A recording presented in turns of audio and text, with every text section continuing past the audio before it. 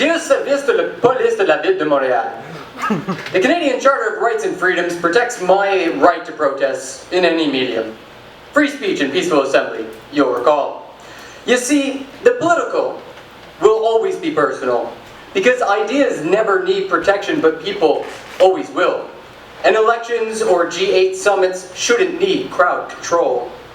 Dear Service de Police de la Ville de Montréal, why did you arrest Anarcho Panda? This mascot had the reasonable agenda to criticize a municipal bylaw called P6, which prohibits faces from being covered. And the SPVM must know where protesters are headed. And they become draconian and dreaded when protesters are kettled and voices are smothered. And there is a lot of anger towards the police. Almost every year, the march against police brutality starts calm, but culminates into a riotous finale, and there is graffiti in the city that shows without crease the cop Ian Lafrenière with a gun wound to the head.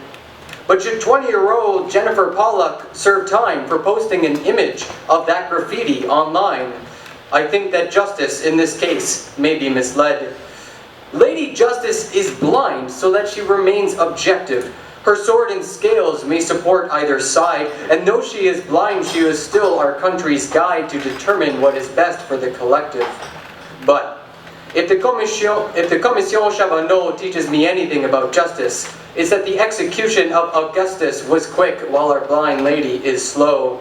And so, the final place for free speech to exist is in the streets or on our bathroom stalls. And while corruption slows due process to a crawl, intelligence will insist that governments need kill lists. Like the US, where oligopolies suck up all of the subsidies, divide and conquer all the industries. Haven't you ever played Monopoly? And if I am working for the bottom line, I'm going to invest in a politician, financially influence his decisions until his actions align with mine.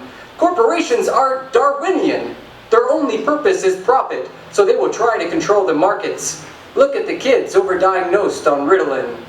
And all our fuel is ruled by the Seven Sisters, that consortium for Iran oil cartel, BP, Exxon, Gulf, Chevron, SoCal, Esso, Shell, who lobby to the greed of ministers.